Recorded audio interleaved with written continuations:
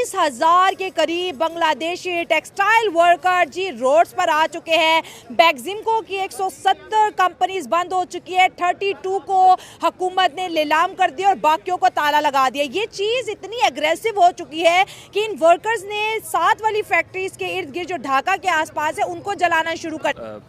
Economic stability है ना, वो पॉलिटिकल स्टेबिलिटी के साथ डायरेक्टली लिंक्ड होती है। ठीक है। तो जो पॉलिटिकल टर्माइल वहाँ पे आया है तो हाँ। ये उसके कुछ रिपरकशंस हैं। हाँ। और दूसरा जो बेक्सिमको की बात करें तो वो एक प्राइवेट ऑन्ड कंपनी थी, लेकिन बहुत बड़ा मेगा यूनिट था। तो वो बस उनका फाइनेंशियल क्रंच चल रहा है, वो अपने वर्कर्स को सैलरीज नहीं पे कर पा रहे, और पर्टिकुलरली जो उन्होंने लोन लिया था स्टेट से वो उनको रीपे नहीं ना करने की वजह से सारे मसले मसाइल बने हैं। हाँ। लेकिन जो आपका स्टांस है, मैं मादरत उसको निगेट करूँगा। ठीक है। बांग्लादेश की स्टेट पॉलिसी थी जब 1971 में वो इंडिपेंडेंस उन्होंने ली, तो जूट उनका था ना मेजर एक्सपोर्ट था। ठीक हो गया। तो उन्होंने with the passage of time realise किया कि कमिंग डेज़ में या कमिंग ईयर्स में जूट की इम्पोर्टेंस उतनी नहीं रहेगी। तो उन्होंने पैरेलल जो है ना वो अपनी गवर्नमेंट इंडस्ट्री जो है वो ग्रो किया। और इसमें बहुत वो इनोवेशन लेके आए। उन्होंने अपनी वुमेन एम्पावरमेंट की, वोकेशनल ट्रेनिंग की, स्किल डेवलपमेंट की। तो वो सारी चीज़ों को हम निगेट तो नहीं ना कर सकते। और डॉक्टर यूनुस की बात करते चलें तो वो बंगला के ही नहीं, पूरी दुनिया में इकोनॉमिक्स में तो उनको बड़ी एक इज़्ज़त और एहतराम से देखा जाता है। उनकी माइक्रो इकोनॉमिक्स जो पॉलिसीज़ थी, उन्होंने मिलियंस ऑफ विमेन को पॉवर्टी से निकाल के वो प्रॉस्पेरिटी में लाए। तो नोबेल प्राइज़ भी मिला हुआ है जी डॉक्टर यूनुस को, लेकिन उसके बावजूद भी बांग्लादेश के जो क्राइसिस है वो बढ़ते चले जा रहे हैं। इसमें इंडिया पे क्या इफेक्ट पड़ेगा और पाकिस्तान पे क्या पड़ेगा, ये भी हमें डिस्कस करना बहुत ज़्यादा ज़रूरी है। क्योंकि अगर पड़ोसी मुल्क के अंदर गुर्बत होती है, जैसे ये स्ट्राइक की बात करें तो इन्होंने पहले जो है आसपास की फैक्ट्रीज़ में आग लगाना शुरू कर दी, फिर जो है पब्लिक ट्रांसपोर्ट को आग लगाना शुरू कर दिया। कभी जो है ढाका कॉलेज के जो है स्टूडेंट आग लगाना शुरू हो जाते, प्रोटेस्ट करते, तो कभी ढाका यूनिवर्सिटी के करते हैं, अब ये फैक्ट्री वाले भी आ गए हैं। तो अब ऐसा लगता है कि जो इन्वेस्टर हैं वो तो बांग्लादेश जाने से पहले 100 दफ़ा सोचेंगे कि भाई यहाँ के जो लोग हैं, कभी अडानी कहते हैं मैं आपकी बिजली काट दूंगा, आपने मेरा बिल नहीं दिया हुआ। तो जिसका टका इतना स्ट्रॉन्ग था, अब वो टका ऐसे लग रहा है कि वो भी IMF के दरवाजे पे खड़ा होने वाला है। गुजारिश है, 3-4 क्वेश्चन इकट्ठे हो गए, मैं वन बाई वन एड्रेस करता हूँ। हाँ। सबसे पहला तो रीजनलिज्म की, आपने रीजनल स्टेबिलिटी की बात की कि जो रीजन्स में 7 नेबरिंग कंट्रीज़ हैं, पर्टिकुलरली इंडिया, पाकिस्तान, इनके ऊपर क्या उसके इम्पैक्ट्स होंगे। तो मैडम बिल्कुल, केवन ब्लोर रीजनल एक्सपर्ट हैं यूरोपियन। तो जब तक रीजनल स्टेबिलिटी नहीं होती तब तक आप डोमेस्टिक स्टेबिलिटी नहीं ला सकते। तो इम्पैक्ट तो पड़ेगा। दूसरा बात जो वो कर रही हैं कि वो FDI नहीं अट्रैक्ट कर सकेंगे या पर्टिकुलरली इन्वेस्टर्स जो हैं वो नहीं अट्रैक्ट कर सकें। तो ये तो ऐसा मेरा नहीं ख्याल कुछ भी है, क्योंकि बंगला का जो है ना ease of doing business index में उनकी रैंकिंग है वो आज भी काफ़ी ऊपर खड़ी है। ठीक है, हाँ। उनकी पॉलिसीज़ जो हैं, स्टेट पॉलिसीज़ इस चीज़ को सपोर्ट करती हैं, और वो बल्कि आने वाले जितने उनके इन्वेस्टर्स हैं ना उनको बड़ा स्टेट खुद फैसिलिटेट करती है। और इसकी वजह से यही वजह है कि हम उतनी इन्वेस्टमेंट अट्रैक्ट नहीं कर पाते एनुअली जितनी बांग्लादेश जो है वो पाकिस्तान का सच्चा दोस्त है या इंडिया का? बांग्लादेश तो पाकिस्तान का दोस्त हो नहीं सकता है। वो क्यों? देखो, जब 1971 में पहला जंग हुआ था, हाँ। तो इसमें इंडिया वाले उसके साथ मिले हुए थे। अच्छा। अभी इंडिया का वो खास दोस्त था। हाँ। इंडिया ने उसमें कितना जो है ना इन्वेस्टमेंट किया है। ठीक है। ठीक है। अभी एकदम हाँ। जो ये पाकिस्तान का किस तरह दोस्त बन सकता है? हाँ। मैं तो हैरान हूँ। तो यही तो बड़ा चेंज आया ना। किस चीज़ में? यही कि आपने कहा कि बांग्लादेश तो पाकिस्तान का दोस्त नहीं था, अब वो बांग्लादेश पाकिस्तान का दोस्त है। ठीक है, अभी मैं आपको बात बताऊँ। हाँ। ये सारे मुल्क के जो वज़ीर आज़म है, हाँ। वो जो किसी और मुल्क के साथ बात करते हैं तो सफारती तौर पे वो करता हाँ। है। और उसका डॉक्टर यूनुस जो है वो प्रेस कॉन्फ्रेंस में बात करता है। तो प्रेस कॉन्फ्रेंस में बात करना और जो है ना ये प्रॉपर चैनल से, फॉरेन मिनिस्ट्री बात नहीं कर रही है। तो इसमें वो अभी अगर डॉक्टर यूनुस के साथ हम दोस्ती बनाए तो क्या ये दोस्ती पक्का होगा? जो एक बंदा सफारती तौर पर किसी के साथ बात नहीं कर सकता है और प्रेस कॉन्फ्रेंस में बात कर सकता है, फिर कल भी ये भी बोलेगा कि पाकिस्तान तो मेरा दोस्त नहीं है क्योंकि हमने तो प्रेस कॉन्फ्रेंस के जरिए वो किया है।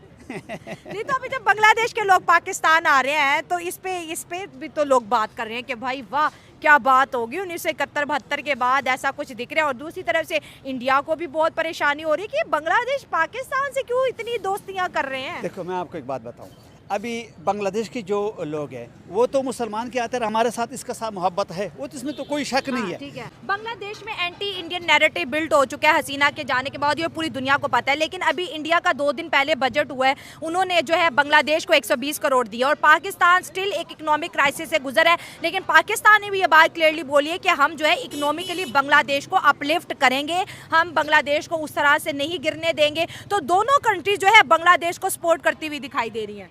मैडम, इंडिया की बात करें तो उन्होंने बंगला को अच्छे सपोर्ट की है और पाकिस्तान ने भी हमेशा अच्छा साथ दिया है। इवन जब 1970 दिसंबर में फ्लड्स आए थे और पाकिस्तान ने बड़ी यहाँ से सपोर्ट भेजी थी, लोगों की बड़ी दुआएं थी बांग्लादेश के साथ, तो इंशाल्लाह आज भी पाकिस्तान उनके साथ खड़ा है और पाकिस्तान उनके साथ खड़ा रहेगा। 1971 से लेके अब तक तो बांग्लादेश पाकिस्तान के साथ नहीं था, अब ऐसा क्या हो गया?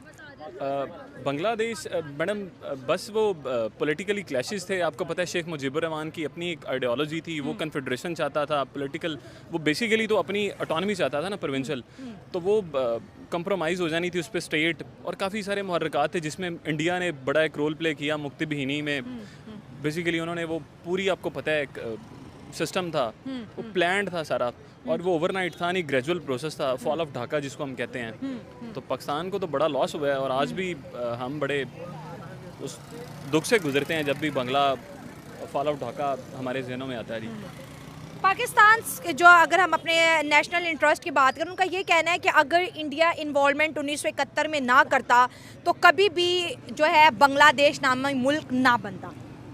बिल्कुल ऐसे ही है मैडम। इंडिया ने बड़ा जो है ना वो पर्टिनेंट रोल प्ले किया था, लेकिन इंडिया के साथ साथ काफ़ी सारे और मुहर्रिकात थे, इकनॉमिक डिस्पैरिटीज़ थी, पॉलिटिकल डेडलॉक था, कॉन्स्टिट्यूशनल डेडलॉक था, हम काफ़ी सारे उनकी रिप्रेजेंटेशन का मसला था, लिंग्विस्टिक इशू थे, एथनिक इशूज़ थे, मायरेड चैलेंजेस थे ना मैम, बिल्कुल, जिनकी वजह से वो बन के रहा। और काफ़ी सारे बेसिकली ऐसे समझ लें कि ताली एक हाथ से नहीं बजती, दोनों हाथों से, दोनों तरफ से जो है ना। जब हमने ख्वाब देखा था पाकिस्तान का कि मशरकी और मगरबी जो हिंदुस्तान है उसको पाकिस्तान बना दिया जाए, तो जब डिवीजन हो रही थी तब हमने क्यों नहीं सोचा कि भाई ये जो मशरकी पाकिस्तान है और मगरबी, इनका तो कनेक्शन आपस में हो ही नहीं रहा, बीच में इंडिया लिंक कर रहा है। ये ख्वाब जी बिल्कुल 1930 का इलाहाबाद एड्रेस इलामा इकबाल का उठा लें, या जितनी भी इनकी रिपोर्ट्स थी, जो कायदे आज़म भी फेडरल स्टेट चाहते थे, फेडरेशन यही था। लेकिन आप भी देखें ना मैडम, जब इतनी जियोग्राफिकली प्रॉक्सिमिटी नहीं है, इतना बड़ा डिस्टेंस है, तो बड़ा मुश्किल था। और मेरे ख्याल में बांग्लादेश की एक बड़ी वाज़े। जय हिंद, नमस्कार दोस्तों। आपको तो पता ही होगा कि बांग्लादेश ने भाई डिमांड की थी कि पाकिस्तान से कि भाई हमारे लिए आबादली मिलाई मिसाइल दे दो। इसके अलावा भी बहुत सारे ऐसे काम किए हैं रिसेंटली बांग्लादेश ने, जिससे इंडिया को सोचने पर मजबूर हुआ और इंडिया ने भी अपना एक नेक्स्ट स्टेप लिया और पैरा कमांडो उतार दिए हैं। अपनी जो चिकन नेक है उसके आसपास, क्योंकि ऐसा सुनने में आ रहा था कि भाई पाकिस्तान की IAS और फ़ौज ने वहाँ पर अपना कुछ अड्डा बना लिया है बांग्लादेश के अंदर। तो इसी को लेकर के दोस्तों उसको अटैक करने के लिए वहाँ पर हमारे पैरा कमांडो उतर गए हैं। मोदी जी ने उतारा है पैरा कमांडो को, और जैसे ही दोस्तों यह खबर आई तो देखो पाकिस्तान और बांग्लादेश दोनों ही ठंडे पड़ गए हैं। अब अंदर क्या चल रहा होगा पता नहीं। आपने इस वीडियो को एंजॉय किया होगा, आई होप। अगर वीडियो अच्छी लगी तो प्लीज़ हमारे चैनल को सब्सक्राइब कीजिएगा, वीडियो को लाइक कीजिएगा। मिलते हैं अगले वीडियो में। जय श्री राम, जय हिंद।